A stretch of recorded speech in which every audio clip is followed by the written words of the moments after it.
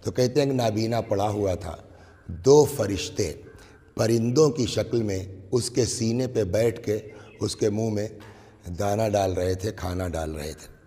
اتفاقاً حضرت موسیٰ علیہ السلام کا گزر ادھر سے ہوا، تو اب جب دیکھا اتنا مومن ہے تو موسیٰ علیہ السلام کا دل اس کی طرف مائل ہوا، اس نابینا کی طرف چلے گئے۔ نابینا کو اندازہ ہوا کوئی ہے، کون؟ کہا میں موسیٰ نبی خدا۔ یا نبی اللہ کہاں تشریف لے جا رہے ہیں؟ کہا جا رہا ہوں طور پر مناجات کے لیے۔ اور یہ بات واضح ہے کہ موسیٰ علیہ السلام کے القاب میں کلیم ہے، کلیم اللہ۔ یہ جب مناجات کرتے تھے تو ان کو خدا کی طرف سے رپلائی آتا تھا، جواب آتا تھا۔ چنانچہ اس بندے خدا نے، اس نابینا نے پوچھا یا نبی اللہ کہاں جا رہے ہیں؟ فرمایا طور پہ جا رہا ہوں اللہ سے مناجات کے لیے۔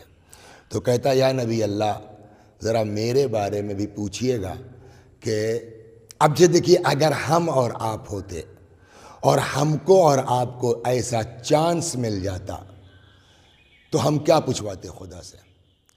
آخری حد یہ ہے کہ پوچھتے یا نبی اللہ ذرا پوچھئے گا کہ اعمال ہمارے قبول ہیں نہیں ہیں، جنت میں جاؤں گا کہ نہیں جاؤں گا۔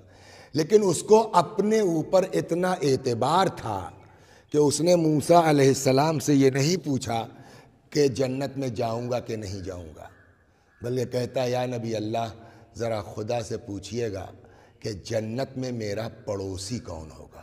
تو اس کا مطلب اس کو بھی اپنے اوپر اتنا اطمینان تھا۔ اچھا سیدھی سی بات ہے کہ جب آدمی خود دیکھ رہا ہے کہ فرشتے آ کر کے میرے جسم پر جو ہے سینے پہ بیٹھ کے مجھ کو دانہ کھلا رہے ہیں، مجھ کو کھانا کھلا رہے ہیں، یہ بات زیادہ ادھر ادھر نہ جانے پائے کہ ہم کو اپنے عمل پر بہت مطمئن نہیں ہونا چاہیے کہ ہماری تو نیکیاں یہ ہیں لہٰذا ہم جنت پکی ہے، لہٰذا ہم تو بالکل بہشتی ہیں۔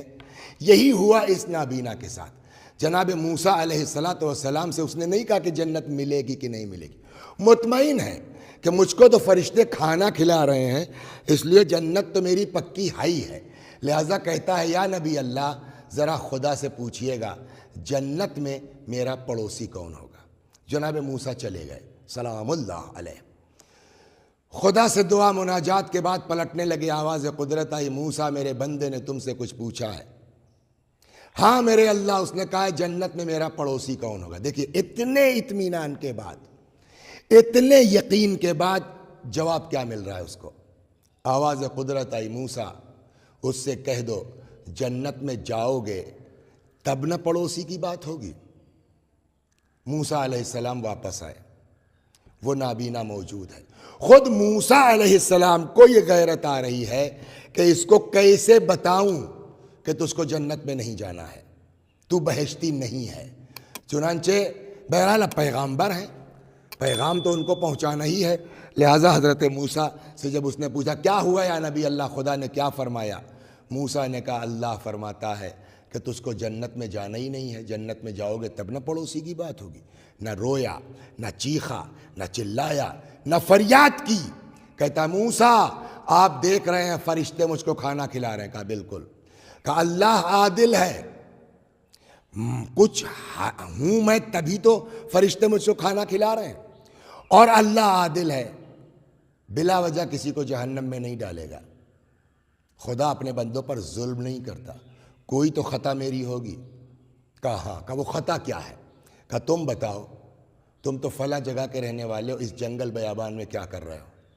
اس نے کہا یا نبی اللہ میری بستی کے لوگ بے دین تھے، میری بستی کے لوگ لامذہب تھے، میں نے سوچا ان کے درمیان رہوں گا اپنا بھی دین ضائع ہوگا، چل کے جنگل بستی بسا لیں، وہاں عبادت کرتے ہیں، دعا کرتے ہیں، اللہ کم سے کم مجھے تو نجات دے دے گا۔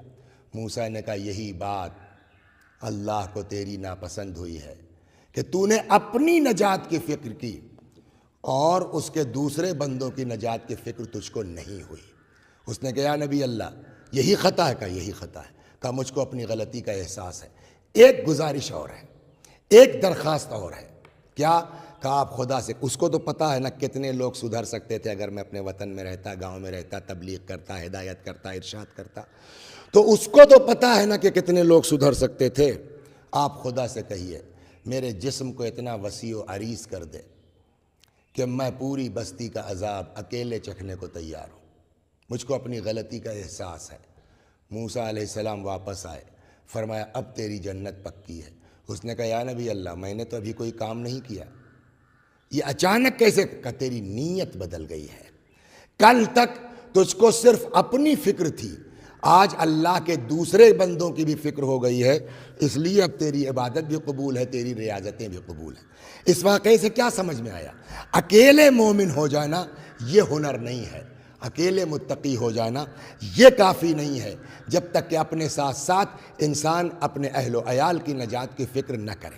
یہی بات قرآن کہہ رہا ہے، جو اتنے دن سے آیتیں پیش کی جا رہی ہیں، تلاوت کی جا رہی ہے۔ یا ایھا الذین آمنوا، اے صاحبان ایمان، قوا انفسکم، بچاؤ اپنی جانوں کو، اپنے نفسوں کو، واہلیکم، اکیلے نہیں، اپنے اہل و عیال کو بھی، جہنم کی اس آگ سے جس کا ایندھن انسان ہے۔